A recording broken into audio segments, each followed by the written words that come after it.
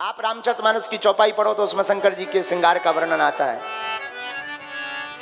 जटा मुकुट आही मोर सवारा, मुकुट काहे का?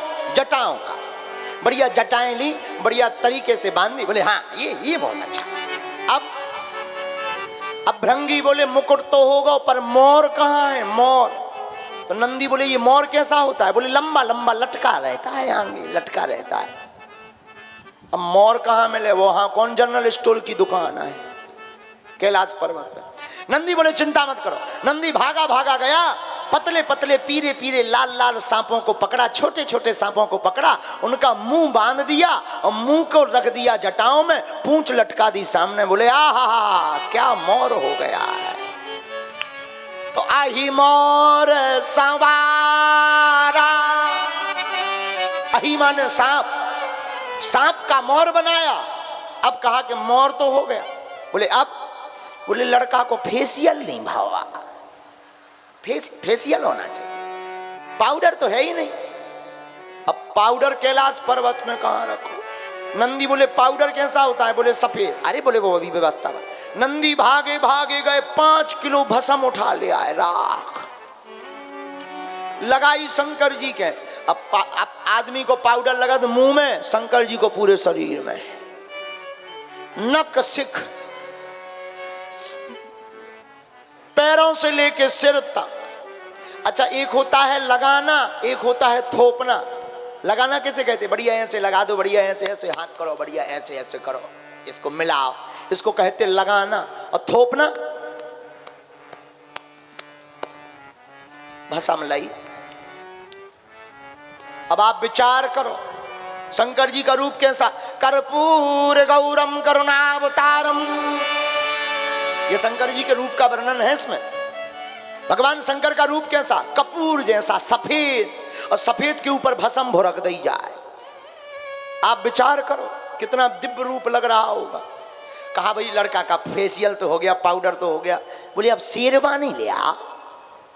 अरे बोले रोको रोको रोको, शेरवानी जनेऊ। शंकर जी बोले जनेऊ का लो, सांप ले आओ। हाँ, एक अच्छे कथा व्यास सागर के बहुत अच्छे कथा व्यास जी आए थे, बड़े अच्छे भाव में सुना रहे थे, बुंदेलखंडी भाव में। बोले कि भगवान शंकर जी से कहा कि चेनें ले आओ, चेन, सोने की चेन दूल्हा पहने, लोग कहेंगे अमीर आदमी है। शंकर जी बोले चेन सोनो महंगो होगा, क्या करें? शंकर जी बोले अपनी चेन ले आओ। और शंकर जी की चेन कौन? 2-5 तोला की नहीं, 4-5 किलो की सांप। इनकी ऐसी चेन है कि मान लो अगर तुम्हारे बीच में जब चेन निकल जाए तो तुम बेचैन। शंकर जी की ऐसी चेन है कि अगर मंच से नीचे और निकल जाए तो पूरी पब्लिक बेचैन। और मानो 2-3 दिन तुम्हारे घर पे रुक जाए तब पड़ोसी भी चैन। फिर तो वो जो है मिर्चन को धुआं धरो, नीम को धुआं, मिर्चा को धुआं धरो, तब फिर वह बेचैनी मिटे। शंकर जी बोले अपनी चैन ले आओ। और उन्होंने बहुत अच्छा नाम दिया था। बोले क्या? बोले ब्लैक गोल्ड। शंकर जी की चैन का नाम क्या? ब्लैक गोल्ड, काला सोना, काला सोना। शंकर जी बोले सांप ले आओ, सांप। कानों में कानन कुंडल, कानों में कुंडल, नाग को गले में। कहा और तो सब हो गया। हाँ बोले अब इनको कुछ पहनाओ, शेरवानी पहनाओ। ऐसे ही बैठे बिल्कुल डर संक। शंकर जी बोले देखो बारात जानी के नहीं। बोले क्यों? बोले हम जैसे हैं वैसे ही चलेंगे। तो नंदी हाथ जोड़ के बोले हुजूर यहाँ तो कोई नहीं रहता है, हम ही लोग भर रहते हैं तो सब चल जाता है। पराए घर जाना है, वहाँ पर रिश्तेदार उनके आएंगे, शादी होनी हो, आप ऐसे ही जाओगे, कौन अपनी बिटिया देगा? पागल और लोग कहेंगे। शंकर जी बोले देखो हम शेरवानी एरवानी नहीं पहने। फिर क्या? शंकर जी खड़े भय जिस मृगशाला पे बैठे थे कही एक काम करो, यही मृगशाला लपेट दो, कम से कम इज्जत तो ढकी रहा है। अब मृगशाला ली, कमर में लपेटी। अब मृगशाला में कौन बटन है कि रुक जाए, जहां लपेटी सो खिसक गई। कहा यार ये और लंबी आफत है। तो दूसरा बोला एक उपाय है। बोले क्या? बोले एक काम करो, एक गण की ड्यूटी लगा, वो पकड़े ही रहे। नंदी बोले खतरा है। बोले क्या खतरा?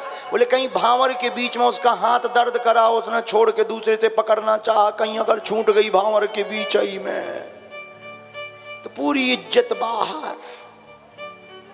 कहा क्या किया जाए? नंदी बोले इसकी भी व्यवस्था है।